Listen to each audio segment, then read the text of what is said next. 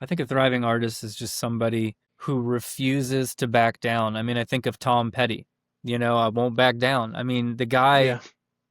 there's just so many songs and there's so many stories of him refusing to settle for a life of less than he deserved. Something I think I saw you talk about, which to some degree is as a starving artist. I think you've got to kind of always be hungry to some degree. You can't be comfortable. I think once you get comfortable, you start to forget about why you do this and how much it matters. And like, I want to remember that this is no longer about me. It's about everyone else that chooses to listen to my music and to be a part of this. So I always say that, when people online are commenting and they're putting it on me, like being like, "Oh, this guy's a rock star. Or why is he not signed to a label?" Or, you know, I'm like, it's not about that. It's really not about that for me. It's about us, and it's about the creativity that I put out and you take and your response to it, and it's about our connection. And I want to chase that for as long as I'm here. But it always has to come down to your core beliefs and being a good person and having a message. And I don't see myself ever straying from those things. Again, this is just what I'm here to do, and I tell myself that every day. I know what my purpose is.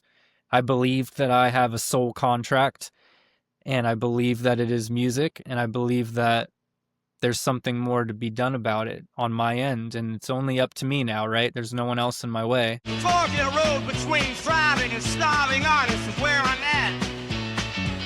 I really like your work. I can't eat lights. I need new heights. Just want to make a living doing the work I love. Throw the notion of a starving artist out of the window. Take the elevator down to the ground floor and jump on it some more. Hello and welcome to the Fork in the Road again. And today I am lucky enough to be speaking with Andrew Devin, aka Torture Twin, all the way from Richmond, Virginia, who has somehow all the way over to here to Australia infiltrated my algorithm and planted many earworms, beautiful earworms, and especially with your new single, Midnight Craving, and really enjoying your stuff and also seeing kind of what your inspirations are on Yeah. social media and that. How you doing today? Good. Yeah, today's been kind of an off day just because it's a Sunday, so I try and give myself like a little bit of freedom, even though I'm in here all the time working. So today, just kind of rolling with the punches. So it was cool that we lined up for today. Yeah, cool. Yeah. And I noticed that you're in the famous studio where you record all your videos with all your posters and whatnot. Do you want to tell us a bit about that? Is that your home studio, is it? Or whereabouts is that? Yeah, so it's a private studio space that is in a much larger recording studio called the Bakery Recording Studios. So I'm in like a private wing. There's four separate spaces, and right now there's only two of us that are in these rooms. So it's been pretty nice. We're just basically here. It's like feels like a dorm room setting, if you will, for me and one other guy next door to me. But yeah, my private space, and this is where I record everything, film everything, basically live here. Yeah. It's pretty much an all the time ordeal for me in here. Yeah, cool. And when did your musical kind of interest come in? Was that something, from very early on, or what's been your Yeah. journey to where you are now in kind of like in brief? Yeah, I mean, music's always been in me, for as long as I can remember. My earliest memory, I swear, I talk about all the time, is when I was very, very young, living in a townhouse. My dad's making breakfast in the kitchen, and I'm walking down the stairs. It's springtime, the back door is open, it's just a screen door open, and I hear the radio, and I remember hearing Everybody Wants to Rule the World by Tears for Fears. And that's like my first pure memory from my entire life that I still hold on to. So yeah, it's been in me forever. I've played in all sorts of different bands, whether it was school bands, wind ensembles, jazz bands, heavy metal bands, hardcore bands. It's been basically my whole life. I'm 33 now, so I've been doing it for as long as I can remember. And that's as short as I could probably keep it Yeah. without getting into, everything. Yeah. And with Torture Twin, like I see that I only see you, but obviously there's other um uh people involved. Is it mainly collaborating, or do you record all the bits yourself, or Yeah. how's that set up? So the first leg of it, I've been doing this since about, I want to say like 2019. I think I put out my first song, and the first leg of it was just me recording. At the time, I was living in a garage, so it was just me living in a garage, recording everything and putting it out. But fast forward to this past year, I put out my first proper album called Blood Love, and I recorded it in my private studio here, everything except the vocals. And then I took that down the hall to the main studio to finish with my friend, and he's the main producer in house. His name is Will Beasley. And he tracked all the vocals, mixed and mastered. But Midnight Craving was the first one that I recorded everything myself, and it was a collaboration with Verg. So she sent me her synth and vocal tracks, and then I brought that all into Will at the end, and he did like the final proper like mix and master of everything. But outside of that, it's just me. I'm trying to keep it a very personal project because that's how it was born. Hmm. And so I kind of want to just continue to keep it that way. If things change, they'll change. But, for the meantime, it's just me in the studio writing songs and putting it out. Yeah, cool. And how did that collaboration with Verg come about? Like, do you write a song thinking, I'm going to write a duet, or this is going to be a collaboration, or is it something that just kind of how did that kind of brew? Sure. So with Verg, we'd known of each other for a couple of years. She lives in a city not too far from where I live in Richmond here. And she's phenomenal. And I've always wanted to like work with her. I had started writing Midnight Craving, and as I was writing it, I realized I kind of had her in the back of my mind because I'd been, listening to her music and whatnot. So I reached out to her and had sent her what I had at the moment, which was probably like the first leg of the song before the bridge. And she fired back within 24 hours, like a second verse and the bridge vocals. And then another 24 hours, she did all the synth work. And it was phenomenal. But yeah, for the most part, I've got a couple other things in motion, a couple other collaborations with other artists. And one of those songs I started writing specifically with him in mind. I just, really liked his music. We played a live show together at one point, and I was really drawn to him. So I started tracking the song after he said he would be interested, and he loved it. And his vocal take was great. So I think it kind of Yeah, goes both ways. It just kind of depends sometimes. But I like to try and write for the artist that I want to collaborate with. yeah, yeah. And being primarily like a one man show, how does that translate to doing live performance? So it's funny that you ask. So this, I don't know if you can see this well behind me. That's my half a mannequin. And on I top saw of that, it, and yeah. yeah, we call it Legs. It was named by a band that I had played with not too long ago. I went out and played a couple shows by myself, and they kind of gave it the name Legs. So they're called Ghost Cop, by the way, from New York. Great band. But as far as the live shows go, it started with just me going out, with a sampler and running backing tracks. And it's not how I've ever liked to play live. I've always played in bands, but it was post pandemic and you kind of had to either do it or don't. And that's the decision Hmm. I made, was to go that way. But in the last year, since Blood Love's been out, that album needed a band. So I've been kind of grabbing guys as I can to go out and play with me. And right now I've got two guys, Aiden and Dino, and they're local guys that have played in bands in Richmond before, and so they've been swinging with me. But yeah, we'll see about what comes of the future. Once we start getting more shows and whatnot. Ideally, I'd like for it to be a full band production when we play out. Yeah, yeah, yeah. And so all your inspirations, like you kind of like you put them front and center on social media, and I'm just wondering, like, are there any kind of this is one of those typical questions, but what would be the three main albums you think which have influenced you and your sound right now? It's definitely hard to ever pinpoint specific albums or songs. I can say off the top of my head, I can give you probably my three most influential artists of all time, and Hmm. then just be their entire music catalog from there. Starting with the earliest was the Beatles. My Hmm. dad grew up listening and playing the Beatles for me all the time. It's how I learned how to do harmonies. It's probably why I'm able to write songs. It's just because that was the first band that I remember registering with at such a young age. After them, I'd probably say The Cure, which is an obvious one to most people who Yep. listen to music. I mean, they've influenced so many bands, whether it's like of their own era or the resurgence and revival area that I'm in right now. Again, entire catalog, love them to death. And then my biggest is Tom Petty and the Heartbreakers, specifically Tom Hmm. Petty. As a songwriter, that's just my favorite one. I think Tom Petty's the one that really, the more I grew to listen to him and the more I grew to like learn about him and his craft and how hard he worked to write a song or record one song, it changed my entire perspective of music and what I'm doing and how it matters to me and to everyone else. So those are probably my three biggest ones for sure. Yeah.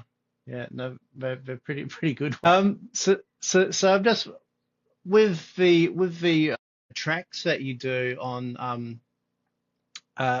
on the TikToks and Reels. I mean, that's how I found you. When did you decide to kind of go all in on that? Because you're putting out a lot of stuff. I'm seeing you everywhere. You Yeah. definitely worked into my algorithm, and I'm just wondering, when did you decide to like really, embrace that and dive right into it? And what effects have you seen? Um, Positive and negative effects of doing that. Sure. Well, I'll tell you up front, there's no negative, right? I'm not a very negative person, and something I've very much tried to adopt into my mindset of each day is how I reframe things. So it's always glass is half full with me. But yeah, how I got into it was, I was working a full-time job. I owned a home. I was just a warehouse supervisor making good money, and I really wasn't doing music. And long story short, I decided to just quit all of that. So I walked out on the job. I sold my house. I already had plans to make this record, Blood Love. And once I did all of that, it was like, okay, well, now you're just doing this. So, I had a following of on Instagram. I had maybe 1,000, 1,200 followers, and more than half of them were my friends and family. So really Hmm. no one knew about this project at all. It basically didn't exist. So I just started kind of trying to understand how I would fit on social media because I'd never done it properly. I didn't like the idea of it. I'm sure like a lot of people didn't feel comfortable feeling disingenuous, behind a phone. And it was actually something my dad said one day that helped me really make sense of all of this because we were talking about it all. And he just said, like any dad would, just remember to have fun. He's like, just remember to have fun. This is music. Like you get to do this and you love doing this. So just like have fun with it. And I think that same day I went into my studio and I was like, well, what do you love to do? Well, you love playing along to records. So I just played along to one song and I had a response from it. Like people really liked seeing me just in my studio playing along to like a 30-second clip of, I don't even remember what song it was, some song, probably Tom Petty. Yeah.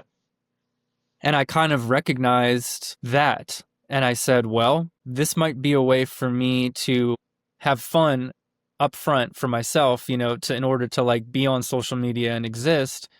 But if people are enjoying it, like maybe that's the way that I can get people to understand me and connect to my music through my influences. So yeah, I just kept doing it. And every day, I just would do it every day. And the next thing I knew, I was gaining like a fast following. And here we are now, on TikTok, it's at, I don't know, over 20,000 and Hmm.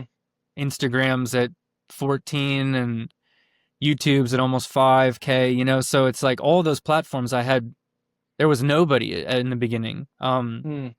And now here we are, so yeah, I've made my peace with social media and how I exist on there. And it's just honestly, most of the time, it's just fun. Yeah. And what's your like frequency of posting? How often are you putting videos out?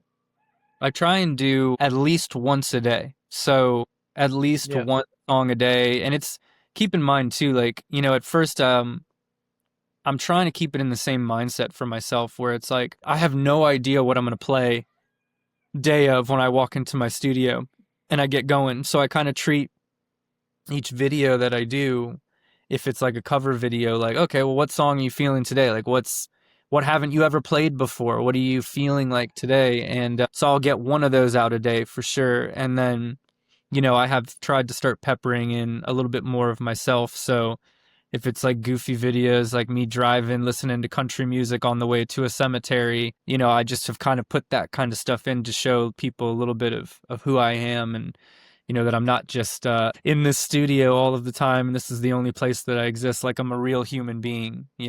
Hmm. Yeah. Did you have, so with those videos, I mean, they seem really polished and really thought out, and like I mean, it's even like your studio is the perfect set as Yeah. well, and even down to the color grading and editing and everything like that. Have you got any filmmaking background, or kind of were you just trial and error to start with? Because they've got a really, cool style. I mean, it looks like a music clip, every Yeah. time you do it. So how did you work on that, or was it something that you've always been into film a bit anyway? I've always loved, when I was a kid, everything that we grew up with was tangible, right? So we grew up with VHS tapes. We would go and we'd go to Blockbuster or Hollywood Video or wherever, and we'd get these tapes. And, for me growing up, music videos were everything. I mean, MTV was everything. Mm, And I was always drawn to the art of video mixed with the music. I thought it was, if you could get the two of those things to align, then it was all the more interesting to me. So I've always definitely had an interest in it. I didn't realize really um that I had what I suppose people would call like an eye for it, mm, until cuz I've just always done it, like whether it was like camcorders or I don't know, DSLR, or like pick up a Nikon and film stuff back in the day, like whatever. I think it was once I had friends that were actually out there making a living from doing this with, their cameras and their work, that when they would be like, hey, this is actually really good. And I was like, oh, okay, that's funny. Because, like at first this all started with just my iPhone and me propping it up on top of my couch and yeah. putting it out. I've put a little more effort into it now. I got a nicer camera that has like motion tracking and stuff. And so I'll utilize that. But as far as everything else goes, it's just been about whatever happens, I'm just figuring it out in the day. So I don't really try and spend too much time thinking about it and editing, because it's going to take away from me being a musician and me like focusing on what I really want to do, which is to just write music and play shows and all of that stuff. So, but it's always cool to hear that it's resonating, with people Mm, online, because again, it's not my intention. I yeah. guess I got lucky with being able to do it. Just a quick intermission to say that the Fork in the Road podcast has a Patreon as well, where you get a whole bunch of special things. You get an extended hour-long advert-free things, like you get to ask the podcast guests questions. You get a blog where I deep dive things which, might help make you successful and me successful, because I'm learning along the way too. You can also chat with me one-on-one and talk about your art business and make it work together. Back to the interview. I feel like the gatekeepers have shifted, like from like record labels to Spotify. Like people have got this false idea that, like, sure, anybody could put their work out there, but for people to actually see it is another thing, because Sure. in the end it's all gate kept by algorithms and things like this. Right. I'm just kind of wondering a couple of things, because I know for me, like when I'm creating stuff, like if I sell a shirt, because I'm using print on demand because it's easier and cheap, but the shirt might be $30 or whatever, and I get like $4 of that. And Right. like the amount that the artist gets out of a product, usually in print on demand kind of setting, is ridiculously small. So I'm always fascinated as to like what things do you have? Is it vinyl? Is it Bandcamp, which have the largest profit margin, which gives back the most to the Yeah. artists, so that fans, that are watching now go, okay, rather than going to listen to your latest album on Spotify, I'll get it on Bandcamp or I'll get the vinyl. What Yeah. gives you more in the end? Yeah, I mean, really at the end of the day, it's just the tangible things, which is why I'm trying to do more of those, right? Vinyl, obviously I can't print myself. We had to use someone for that, but the price point that we'll be able to sell them at, which without still gouging people, I will still see a return on that. So when that drops, that will be important that people, buy those kinds of things if they believe in the music and they want to also support me or any of their artists. It's the tangible things. It's always going to be merch, but then at the end of the day, I had a conversation earlier with, again, my studio mate Jacob, because we're always talking about how do we make this sustainable. How can people really support us? And it was just so interesting to do the math of, like, I had someone buy my entire catalog yesterday. So for all of the music that I have made in the last 5 years, and if they went to Bandcamp and purchased it, it would cost them $25. $25 for everything I've ever made. Yeah. And that's like what, close to the subscription for Spotify or any other like streaming service or whatever, and you could just have the music forever. Um and I've got thousands of followers across platforms now, so it's just so funny to think about the littlest things that we just kind of stopped thinking about that we used to do because we had to do, like buy a Mm, CD for an artist because it's the only way we could listen to it, or, the cassette or the vinyl, or go to the show or whatever. Social media has like taken all of that stuff away. So mm, I've just started like really starting to think about it all more, having been on the other end of it now, where this is my livelihood now. And this is like how I continue to support myself and support the music that I make and keep it going. So yeah, I think, you're starting to see a lot more artists kind of speak out about these kinds of things. And it's like nobody wants to beg or ask anyone to support them directly. Like it feels really difficult no. to be, yeah, you know what I'm saying? Like to be like, please Yeah, yeah. give me money, more or less. And it's like, I've never been one to do that. So, I think for me, it's just a matter of like finding a way to remind people of how things used to be and why artists went on to do much larger things at that time because they had the means to do so. Yeah, it's just kind of just stripping it all down and just being honest at the end of the day. That's how I try. Mm, And so, um, eventually I'll probably start finding a way to redirect my social media, and at least like talk about those kinds of things, so that everybody just has yeah. full disclosure of where I'm at. Yeah, I think the thing of physical products is really, really big. Like, especially if you could be there, like for the pressing of your vinyl and film it and kind Yeah. of make it really tangible. And also, like I really like the ones where you're in the recording studio Yeah, and seeing a bit behind the scenes because it really kind of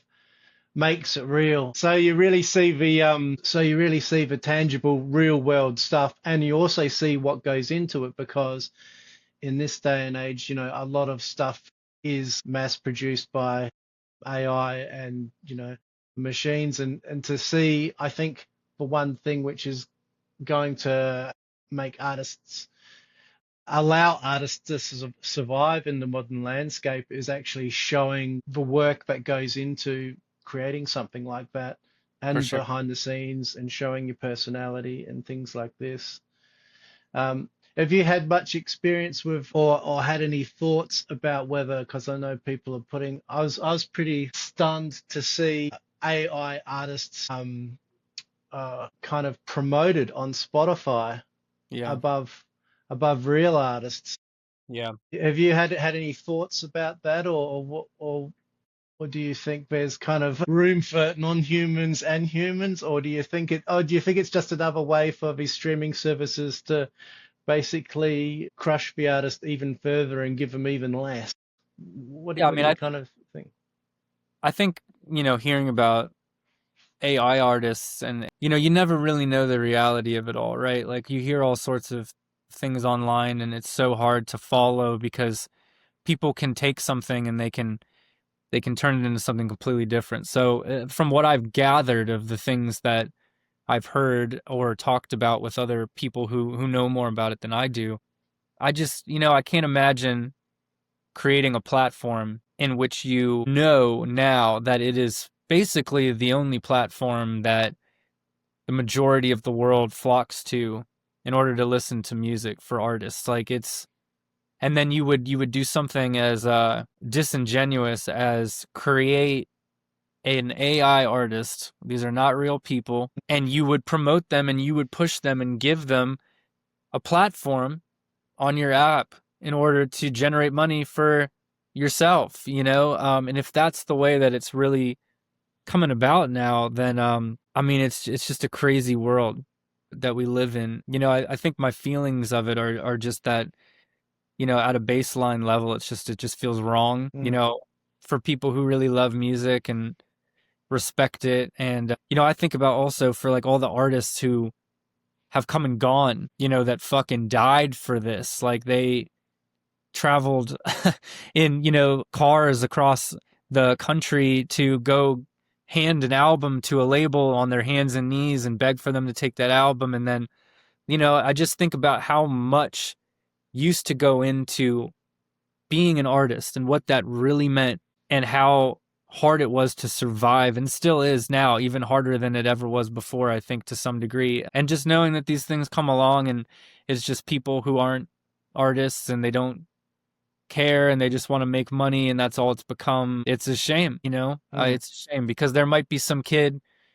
in some bedroom who has like the greatest song in the world and can't get that platform to push it. You know what I mean? Whereas like some artist that's not even real at all and doesn't exist and doesn't have to face life and find a living and happiness or any of that kind of stuff gets to generate money and people consume it, people listen to it, and it's a really weird time.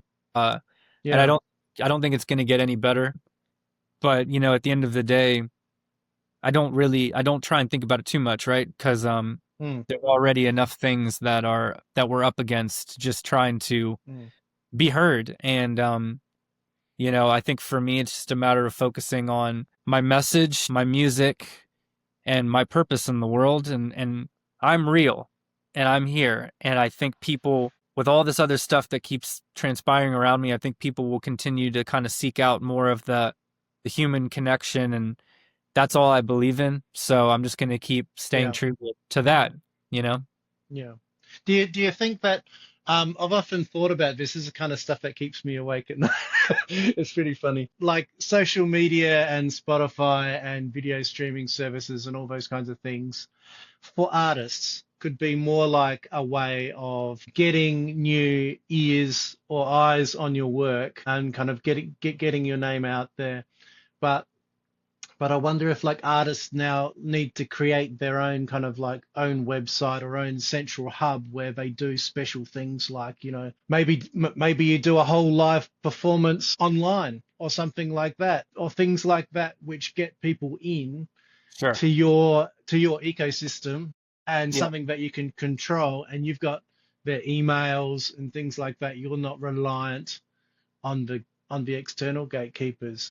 You can contact people personally. And I've even trying to work towards this idea for artists where not only have their email addresses, but you have their postal addresses, and just send them a thank you note or something, that means something, that will mean something to them occasionally, and just kind of try and really bring the human to the No, it's funny you say that. I have these exact kind of talks with my studio mate. I wish I should have just brought him in. Yeah. You should talk to him too. I'll give you his. That would be cool. Yeah, we'll talk, but you should definitely talk to him too. But we were talking the other day about exactly this, right? Where it's like, I've got people all over the world now that are asking like, hey, just get on a flight and come play Ireland. And I'm like, yeah, man, that'd be really cool, right? But like, that's not going to happen for a while, unfortunately, But how do you reach them? Like, how do you give them something? And outside of merch, it's like they want to see you play live. So we were actually talking the other day, and we were saying how cool would it be, kind of like during the pandemic, a lot of artists were already doing, you know, buy tickets to our live stream show, and you could just set up cameras and have it all recorded and professionally done. I'm in a recording studio where we could literally Yeah. do all of that stuff. So we've already been talking about engineering a live show and filming it and having it be like, hey, you guys, we're not going to be in a room together, but we can do it on social media, you know? I'll sell cheap tickets for it so you don't have to worry about any of that other bullshit, and you can just show up and we can have this together and you guys can see the Hmm. music played live, you know? So there are ways that I think you got to start thinking outside the box, you know, in order to continue Yeah. to exist, but also give your fan base and your followers and the people that you talk with every day, like how do you give them something to like, because I say all day long to these people, you know, like I really care, but I have to, Mm. I always say all day long, I'm saying, you know, I appreciate you or thank you or, you know, and it's like, Mm. it's, I got to start finding ways to really show them. And I like the idea of having like a mailing list and like being able to Yeah. send even just a letter, you know, just to be like, here's where I'm at and here's what's going on. And, you know, I might not be able to write back to you like so personally, but like, you know, I'll read whatever you write if it sends you send something to me and all that kind of stuff. So yeah, I've talked about setting up a PO box. So maybe that's something I'll definitely start Yeah. trying to figure out as well. I like that idea. Yeah. I think with all this technology, I think there's going to be an opposite swing as well. It's going to polarize people back to realize some of the things that they've lost, and Yeah. people will hopefully try and regain that. I mean, vinyl's still a thing. I find it incredible that vinyl's still a thing after all these years. We've made music so practical and so instantaneous, and yet we'll still love to put on an album. Yeah. So that gives me hope. Sure. Yeah. And as long as